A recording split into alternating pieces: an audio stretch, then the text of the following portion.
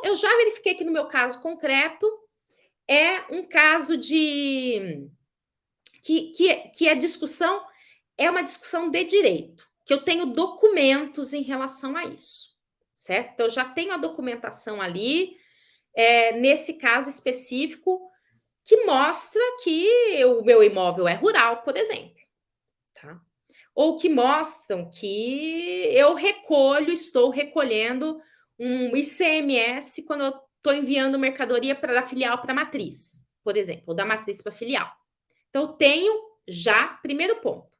Se a discussão é meramente documental, não precisa ficar fazendo perícia, não precisa ficar fazendo avaliação, não precisa ficar fazendo cálculos, etc. Ponto positivo para o mandado de segurança, tá? Então, posso falar que eu tenho direito líquido e certo. Só que quando eu impetro o mandado de segurança, a legislação fala que ele é impetrado contra um ato coator. Inclusive, quando a gente entra com uma ação anulatória, quando a gente entra com uma ação declaratória, uma ação ordinária, nós encontramos contra a pessoa de direito público. Eu entro contra a União, contra os estados, Distrito Federal, contra os municípios. Quando nós entramos com mandado de segurança, eu entro contra a autoridade coatora. Então, se eu estou falando de um tributo federal, por exemplo, eu impetro, né, dou entrada no mandado de segurança contra um ato ilegal, contra um ato abusivo do delegado da Receita Federal. E aí, claro, nos pedidos eu coloco que seja dada ciência também à União para que ela, querendo, venha ali se manifestar. E normalmente ela vem, né? Ela vem e ela fazer a defesa perante a Procuradoria da Fazenda Nacional. Mas o que eu estou questionando é o ato coator. Precisa ter uma autoridade que é responsável por fazer aquela ilegalidade contra a qual eu estou me insurgindo. Então, diante de uma situação como essa, normalmente eu tenho aqui essas perguntinhas. Então, Fabiana, eu preciso fazer um pedido administrativo antes? Preciso ter uma prova da negativa do fisco para poder, então, ter esse ato coator? Voltando até o exemplo aqui, né, do limite de 20 salários mínimos, tá? Então, vamos dizer assim, bom, então sou uma empresa que eu quero ver reconhecido o meu direito. Hoje eu estou recolhendo a contribuição de terceiros sobre toda a folha de salários. E eu quero assegurar meu direito, que está previsto numa legislação, tem toda uma controvérsia se ela foi revogada ou não, mas eu acredito que não. E eu quero, com base nessa legislação, passar então a recolher só sobre 20 salários mínimos. Então, eu não tenho ato coator, tenho? Estou fazendo aqui papel de advogado diabo, hein, gente? Só para colocar aí as minhoquinhas e a gente poder chegar às respostas. Mas, normalmente, a pergunta que me chega é nesse sentido. Eu não tive nenhum ato diretamente relacionado a mim que eu possa chamar de ato coator. Então, será que eu tenho que, primeiro, fazer uma petição para o fisco, no caso, para a Receita Federal, falando assim: Receita Federal, eu queria solicitar o direito, né, ou uma consulta, tenho o direito de recolher só sobre 20 salários mínimos? Para aí eu ter a resposta dela falando: não, você não tem direito. E aí eu passar a ter o ato coator? A resposta é não, tá? Por que que a resposta é não para essa pergunta?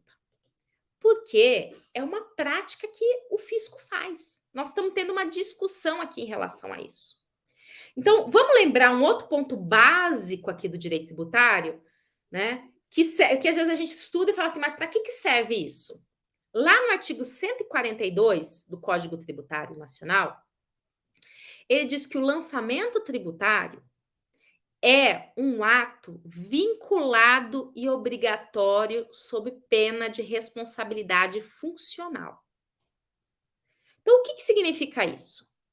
Significa que se eu não recolher o tributo do jeito que o fisco entende ou vem se manifestando a respeito daquele assunto, eu vou sofrer um auto de infração.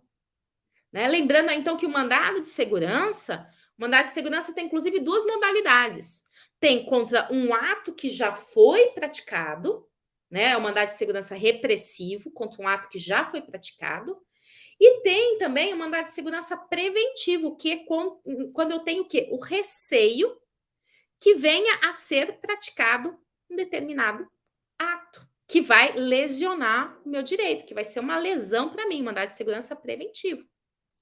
Então, vejam só nessa situação. Eu venho recolhendo, como é que a Receita Federal entende? Como é que a Receita Federal cobra? Como é que a Receita Federal se manifesta? No sentido de que a contribuição tem que ser sobre o total da folha de salários. Né? Inclusive, por isso que existem tantos processos judiciais discutindo esse tema. Então, eu não preciso de uma negativa específica para mim. Considerando que eu tenho um entendimento diferente, eu preciso da manifestação do juiz, eu preciso do reconhecimento do juiz para que eu passe a recolher de um modo diferente.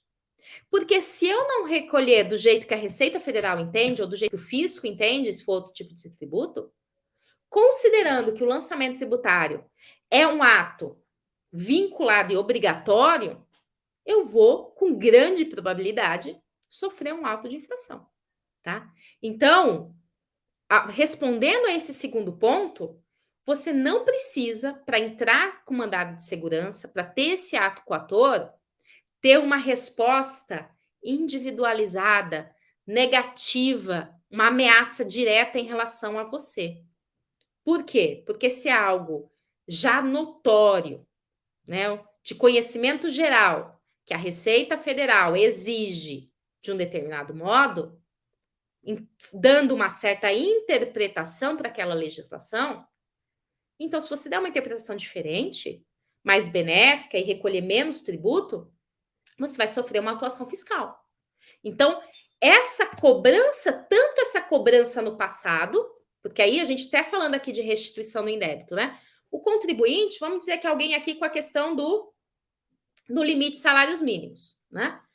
A pessoa, o que aconteceu? Nos últimos 5 anos veio recolhendo sobre o total da folha de salários. Aí agora, ela fala assim, mas espera aí, ficou sabendo, né? Foi falar lá com a Lara e ficou sabendo que tem uma tese de que isso daí, ela está recolhendo tributo a mais.